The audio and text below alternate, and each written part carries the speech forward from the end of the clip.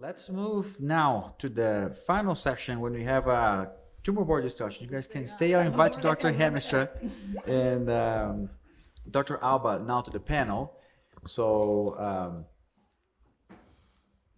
and then we're going to go through one case. I'll try to be very brief on that case, but I think I illustrate a lot of things that we discuss here, and there'll be some controversial areas. I want to see the opinion on this. All right, very good. So this is a tumor board style. We're missing a pathologist in our panel. We usually do have a pathologist, but we're not going to have any disclosures for this session and these slides. You already know our panel very well. We have a representation of a urologic oncologist. Not really. All right, so we have a representation of a urologic oncologist, we have a radiation oncologist, a medical oncologist, and radiologist. So let's go quickly through this case. It's a 64-year-old Caucasian male. He presented earlier this year with a painless gross hematuria. He had no history of previous infections or GU medical problems or procedures. Heavy smoker, 50-pack year, no history of chemical exposures, no family history of urothelial and other GU cancers. Overall, very, very good health, active exercising, and no other medications. The only thing positive in his history was a heart attack that was treated with RCA stent in 2015. But other than that, he never had any major surgeries, abdomen or chest, no other thromboembolic events or use of anticoagulation or antiplatelet medications at that time. So these are the non-con CT images that he was taking at the time of he first presented to the ER. You can see obviously there's a mass on the left side of the bladder wall. You can see very easily. And that was also associated with hydronephrosis. It was a mild hydro, not very important. So he was taken by the local urologist to the OR. Cystoscopy was done, a TURBT. He was able to open the left orifice and put a stent and perform examination under anesthesia. So it was a muscle-invasive looking type of papillary lesion, sessile, taking most of the left lateral wall. The UO was covered, but he was able to resect it until he found the orifice again and was able to put a stent at that time. On examination, he had thickening of the wall at the end. Pathology review, urothelial carcinoma, high-grade G3 with extensive squamous differentiation and invasion to the muscularis propria. He had no definitive lymphovascular invasion. Perineural was observed, and also carcinoma in situ was present there. He had a FDG PET CT for staging, and that revealed prominent focal activity in the same area of the bladder, and a solitary FGD avid left proximal external iliac lymph node, with no other sites suspicious for metastasis. Just a quick screenshots from the PET. You can see, let's see if I can point from this distance. Right there is the lymph node that they were describing. What you're seeing here is the stent, super bright, but there's no other suspicious areas. And this is the 3D reconstruction. You can see, the ureter moving away and the lymph node located right there. And here an axial imaging that's very well represented with a max SUV of 5.43. So, summary, 64-year-old male, history of MI, stent in 2015, otherwise healthy with a clinical T3. So for the students, would be T2 based on examination because of the thickening, and also the TURBT based on a muscle invasion. We upstaged him to T3 because of the hydro. So the presence of hydronephrosis, obstruction of the upper tract, gives him the clinical T3 status. N1, M0, muscle invasive, high-grade urothelial carcinoma with squamous differentiation, also presence of carcinoma in situ. And I kept that because it's relevant in terms when we discuss treatments, bladder preservation modalities. And the disease was in a solitary single left external iliac lymph node sitting in there. So in terms of, let's start the discussion in terms of the staging, and I will start with Dr. Thomas. You comment about CT and MRI.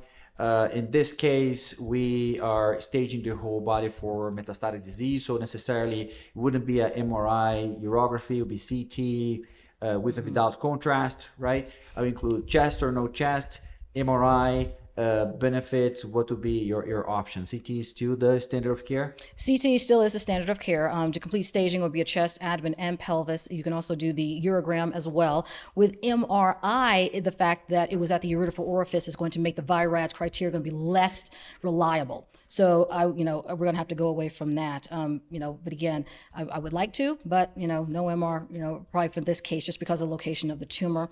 But yeah, so in the CT urogram, you can do a CT urogram in addition to the CT of the chest. So all we just have to do is talk to the radiologist. We can protocol those together. And so because again, we also need to look at the upper tract as well, because whatever is going to be in the lower tract, there is also a chance of the upper tract too.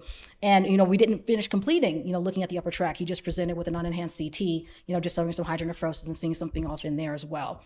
FDG PET, and I'm not a molecular imager. I mean, is it always needed? I don't know. Usually you'll find them, when I find them in the literature, it's like, it was always done. And it's like, why was this done? But it was done. But yes, FDG PET alone enough. I would do it in combination with the urogram, and then see if we can find some of these smaller lymph nodes.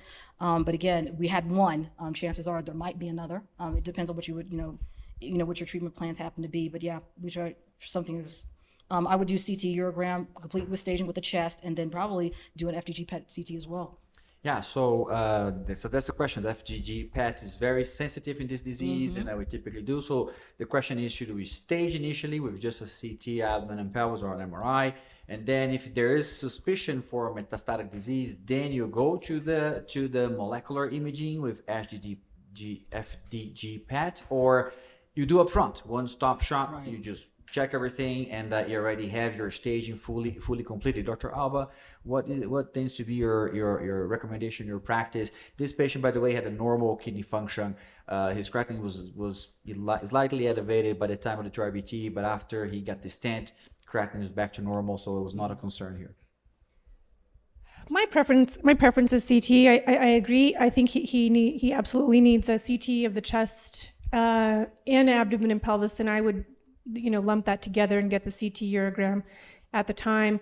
If I wasn't able to get a CT urogram because, let's say, he didn't have great kidney function, I would have considered doing retrograde pyelograms at the time of his TURBT. Yeah, very good. And for nodal disease, for example, we have this lymph node with a very high uptake there on a PET. Is that enough for us to say, okay, this is metastatic disease, let's treat as such? Or we need to biopsy, we need tissue confirmation? Dr. Hashimi. Well, I always love to have tissue confirmation, especially in such a tough case that is 99% squamous cell. So I really think that might help with making the decision. Okay, Dr. Hamstra, any different thoughts or insights in terms of initial imaging, initial staging? Yeah, I agree. It's always nice to have tissue. It's always nice to be able to stage it. On the other hand, we had extremely compelling data today that in the node-positive patients, adding a checkpoint inhibitor dramatically improved outcome. There was data presented at ESMO last week that adding a checkpoint inhibitor to bladder preservation therapy in non-node negative patients dramatically improved outcome. I think this guy's got node positive disease, and frankly, insurance will pay for it if he's got node positive disease. And so in some ways, I think he benefits from getting a checkpoint inhibitor, and the best way to get him that might be, say, he has node positive disease and give him induction therapy and then consolidate him afterwards, rather than spend a month trying to biopsy him, which may or may not be positive, and you may or may not believe it's negative. If it is negative, because you actually think it's positive. So I don't know. Yeah. All righty. So he was considered positive, and the local team did not think that biopsy was necessary. They were convinced about his N1 stage, so he went on treatment. Now, before we talk about the treatment he had, here are the possible options, right? So you're treating advanced disease that is not localized in the bladder. So first option would be systemic therapy. So what's the option there? Should we go for cisplatin-based chemo? Should we go for IO? Followed by salvage cystectomy, plus minus salvage cystectomy, what regimen, what number of cycles, and how we would manage all of that. The second option would be, say, okay, it's just one node, it's in the primary landing zones, in the pelvis confined. Can this patient be treated by radical cystectomy primarily? A lot of people believe yes. That can be offered with a neoadjuvant chemotherapy or no neoadjuvant chemotherapy. The most common regimens are MVAC and GemCis, dose dense MVAC. And if you're talking about neoadjuvancy, usually only 4 cycles. We don't talk about 6 cycles. That's one of the difference between metastatic versus neoadjuvant. And then the other option would be bladder preservation. And would that be feasible? Can you offer that with that lymph node, of a high uptake in the external iliac chain? So the 2RBT was maximally done. So they resected the whole thing and carved into the wall as much as possible. So the max 2RBT was already done. So those are the options there. I will start with Dr. Alba. What would be your thoughts about this case at this point? What would you recommend to this patient? I think historically, you would look at that imaging and say that he was not a candidate for cystectomy, but I think more recently we feel more comfortable with pushing the limits and offering things like upfront cystectomy with neoadjuvant chemotherapy in this setting. This is going to come down to having a very serious discussion with the patient, and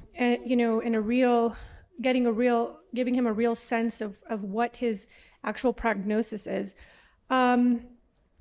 And he's going to have a tough decision to make. I think that if he is in fact a good surgical candidate, now he may be look pretty healthy at an MI and he has a stent 10 years ago.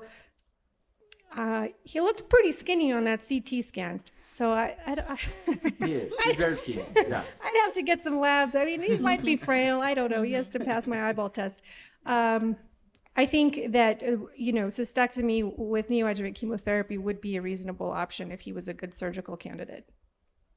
Okay, Dr. Hashimi? Yeah, I think if I want to give this patient neoadjuvant chemotherapy, I'll definitely do chemo with IO. But again, I think it comes down to how much data we have in a patient who is 99% squamous cell, and there's really not much. I think that whatever we decide, I really want to see some radiation incorporated in this case. A lot of times when we have a pure squamous cell, we sometimes just do cystectomy first and then do some chemoradiation or even radiation alone or some squamous directed chemotherapy as adjuvant. So I think if they want to do cystectomy, I would opt in doing chemoimmunotherapy, and I would be a big advocate of giving some radiation at some point to this patient. Okay, yeah, so this is predominantly urothelial carcinoma, but had extensive squamous differentiation. Would that change a little bit your option for systemic therapy, either if you're doing neoadjuvant before cystectomy or if you're just treating systemically first and then trying to consolidate afterwards? Yeah, I think that takes us back to the slides I showed about gemcisnivo, whether we want to do gemcisnivo and do consolidative cystectomy, because that had nice response rates up to 80% in lymph node positive patients. Also, as just mentioned, the Niagara study was out also showing that perioperative chemoimmunotherapy in urothelial is helpful. So I think, yes, either of those would be fine for the patient. All right, very good. So, Dr. Hamstra, you covered that in your talk, but about this patient, would you be comfortable offering radiation with the radiating that node, and do you think trimodal therapy would be a good option for him? Yeah, I mean, frankly, I think trimodal therapy is a good option for him, whether he gets a TURBT and then gets radiation afterwards, or whether he gets a cystectomy and gets radiation afterwards. There are a couple of not huge, but randomized phase 2 trials from Egypt with squame or predominantly squame features. Those were T3 or node positive or positive margins. And they demonstrated that adding chemotherapy post-cystectomy helped those patients, but also adding radiation helped those patients. So I agree. I'm not convinced that he's going to have a better outcome by having a cystectomy, and I think he's going to have a worse quality of life. So I think I would give him maximal induction chemotherapy, which is probably chemo and a checkpoint inhibitor. And if he responds well, that's a really good prognostic sign. And then I would consolidate with radiation to the pelvis and to the bladder. All right, very good. So this was before ESMO. So he got chemotherapy without IO. So he completed dense dose MVAC, 6 cycles. He tolerated really, really well, minimal toxicity. And then he got a restaging FTG PET afterwards, which showed no definitive suspicious focal activity then identified. The previous area in the bladder was completely gone. That lymph node was seen again, but with some significant metabolic response and no other new sites of lymph nodes or metastasis. So again, some quick screenshots from the PET. You can see the lymph node is still there, present. This on the 3D reconstruction is a little bit harder to identify. And here in the axial, you can see the lymph node present there at max SVV of a 2.0 now. So get some response, but still visible, still present there. So follow-up measurement. So his patient completed systemic chemotherapy, nothing new, no progression. I would probably call this partial response just because the lymph node never disappeared and it still has some metabolic activity there. But then what's next? Should we offer more systemic therapy, and should we continue on the chemo IO, just IO? Is it time for us to consolidate therapy now? And that the most common option would be a salvage cystectomy. Is room for radiation in terms of a consolidation in this setting after systemic therapy? So let's start now, Dr. Hashimi. Yeah, if the patient can get some consolidative treatment, I'll let Dr. Alba decide if she wants to do surgery, but some consolidation treatment I would opt for rather than just continuing systemic therapy or consolidative radiation. I think that would be the nicest. And then I would probably take over and give some more immunotherapy to this patient as a maintenance. All right, Dr. Alba. Is his kidney function still normal? Yeah. Okay. I think either of those would still be options for him. I would not take cystectomy off the table, but given the good response within the bladder and then this questionable lymph node here, radiation may be better in this setting. Okay, very good. I asked Dr. Hamstra, and I know the answer already. Dr. Hamstra.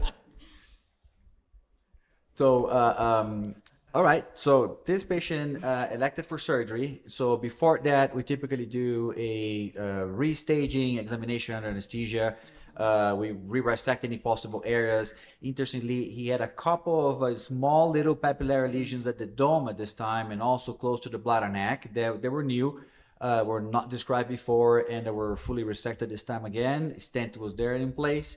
And on examination, there's no thickness felt, no additional 3D masses. The bladder was fully resectable. So with that, we had the green light to go ahead and proceed with a cystectomy. And we also biopsied the prostatic urethra because that gives us indication for neobladder diversion.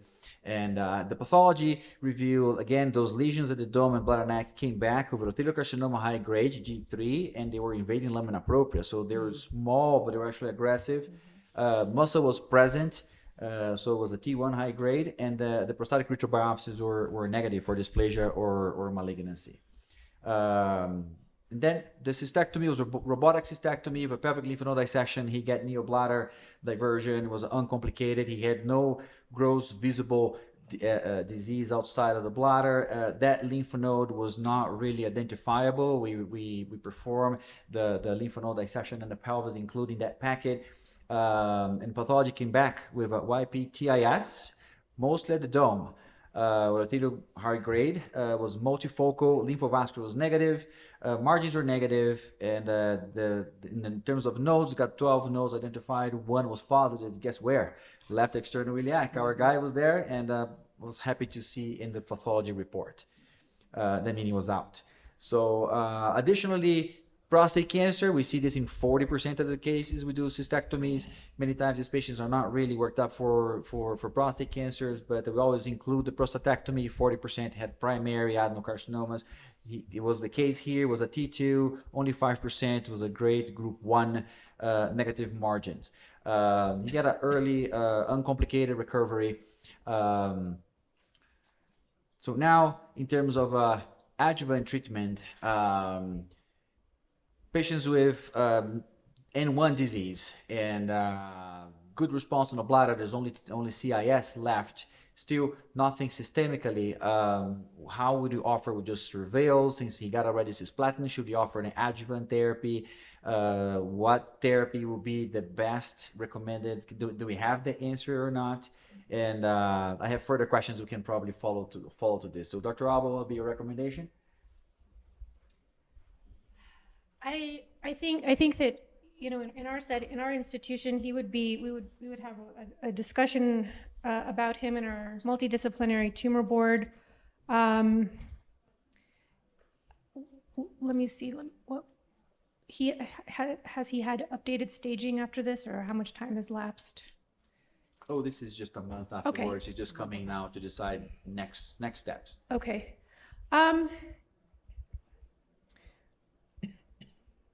I think that we still need to consider, you know, and I may not be the best person to answer this, but I still do think that because of that positive lymph node and its persistence after therapy, that he should consider either the adjuvant systemic therapy and or the radiation.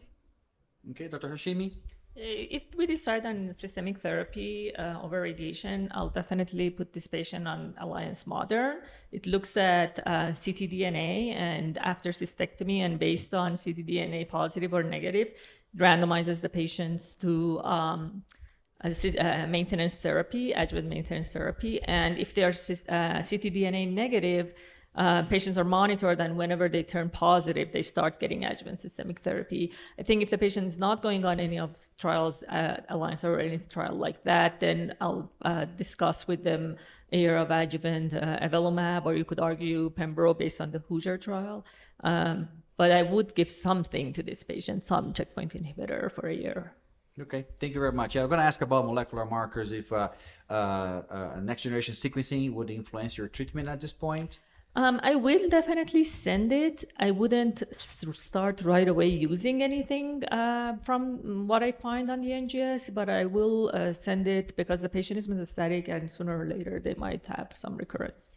Okay, thank you. Yeah, more and more. I think ctDNA is where it's now standing out in the post-cystectomy cases. Yeah, I was going to say more and more data is emerging in terms of using ctDNA, in terms of a guiding therapy, extensive therapy, and all that. And then very quick, we're almost done in our time. Dr. Hemister, radiation at this point, what would be your plan? So that's part of the problem, though, is, right, you know, in many diseases, you know, we have excellent level 1 data that the presence of lymph nodes after surgical resection is a strong indication for post-radiation. Breast cancer after mastectomy, head and neck cancer. So, you know, we don't have that in this disease, but we have it in other diseases with, you know, thousands or tens of thousands of patients on multiple randomized trials. You know, in the small trial from Egypt, we have good data that pelvic control, local control, not survival, but pelvic control was improved with post-radiation. The problem is the neobladder. You know, neobladder is a loop of small bowel that's now been put right where we would want to radiate. You know, and the breast surgeons don't do that, and the head and neck surgeons don't do that. So it makes it really, really difficult for us. You know, we could try to radiate the pelvis, but not radiate the bladder. But that kind of presumes that somehow these lymph nodes got to the lymph node chains and they didn't come from the bladder. And I think that's the problem. And so that's why I think, you know, radiation with a salvage cystectomy preserves the option for both treatments, whereas an upfront cystectomy, I think to a great extent takes radiation off the board. And I think he's still at relatively high risk for pelvic recurrence because he's got chemotherapy refractory node positive disease. I couldn't agree more. And I wouldn't have performed a neobladder in this patient if it were me for that very reason, because he has a high risk for pelvic recurrence. He would not have been a candidate in my book. Yeah. So, you know, do a urinary diversion and not a neobladder, and then radiating his pelvis, you know, comes back on the table. And then, you know, we've optimized his chance for local and pelvic control, I think, between surgery and radiation, regardless of the sequencing. And then medical oncology can do the best they can because, you know, this guy's at a dramatically high risk for systemic failure. You know, he's got chemotherapy refractory node positive disease. And so anything that any of us do to the pelvis is really secondary. It's the systemic disease that's going to dominate what goes on. All right, excellent comments. Thank you so much. It's time. We need to move. I see there's more questions coming up. We can continue afterwards. So I think I'd like to thank the panel for all the talks and expertise, excellent comments, and the participation and questions. Thank you.